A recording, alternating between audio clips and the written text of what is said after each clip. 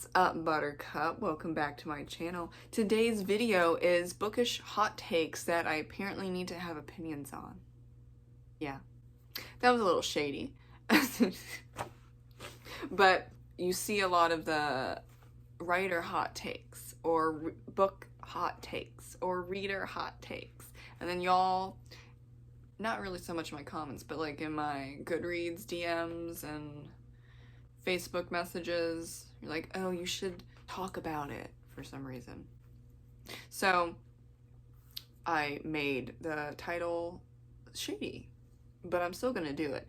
I've written them down that I got the most, which has been a lot over the past year or something, because I've also talked about some of these before, but maybe y'all missed it? I don't know, but we're just gonna jump in. The first question, I see this a lot, though I don't really care about it, but special edition hardcovers. I think people forget that no one is forcing anyone through physical threats of violence to buy multiple special edition hardcovers. People are choosing to do that. Whether the publishing companies should or should not do that, well, they're gonna do it because money.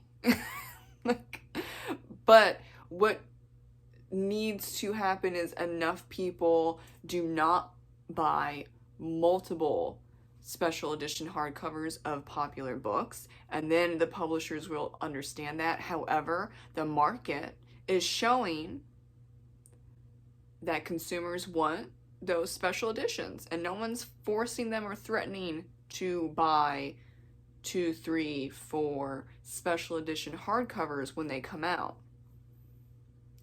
So that is their personal business to do so.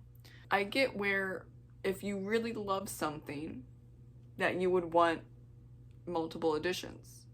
That's a choice, and it's not my business, really.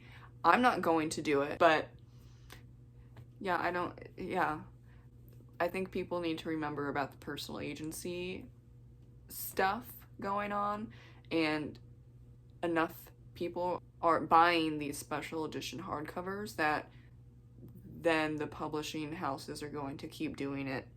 And that's going to continue until they see a sharp decline, either in a short period of time or a somewhat long period of time. So you have to choose where you want to put your money and your energy and your business. That's kind of the whole thing with business. It's where are you going to put your money in and therefore support. So that's up to the person, that's not up to me.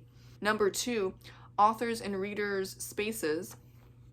I think is very broad, but if a writer cannot handle a negative review, why are you reading them?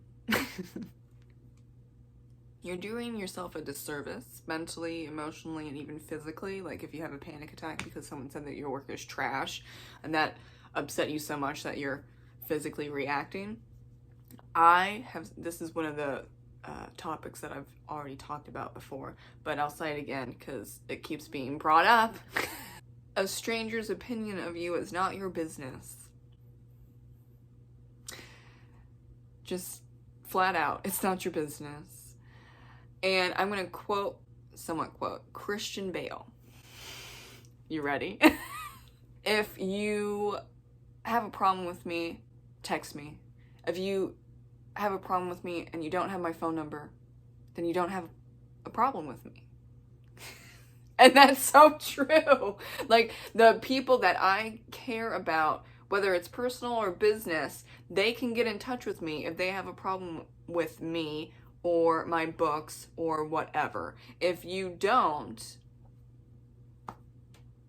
that anime picture, the screen name, Cool Chick 66, saying that your book sucks on Goodreads, gave you 1 star. Okay. It's Goodreads for one thing. Like, it's Goodreads. You can't particularly trust Goodreads. I got used to worse comments. Yeah, specifically comments, but also like overall reviews on my books from being on Wattpad where people were saying that I should go jump off a cliff and die because of XYZ in my book. So I have a bit of a thicker skin. Look at the number of views, if it goes up or down on Amazon and Goodreads, like maybe once every 2 weeks, maybe 3 weeks, just to see where I'm at. Especially because now on Goodreads, though I think it might have been dying down, hopefully, where, you know, someone will say, send me $5,000 or we're gonna review bomb all your books.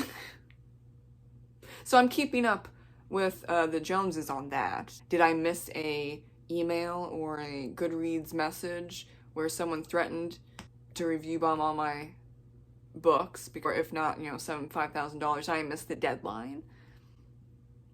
That would explain why I might be getting like 51 stars on whichever book they decide to review bomb. It's not, Goodreads isn't very serious. A lot of people have ended their careers or social standing, so on and so forth, based just on Goodreads. So you're gonna take it down a notch for both writers and readers. You're at a 10, take it to at least a 3. Like, if you can't take it to a 3, maybe go 5. So, just a little bit. Just go down a few levels.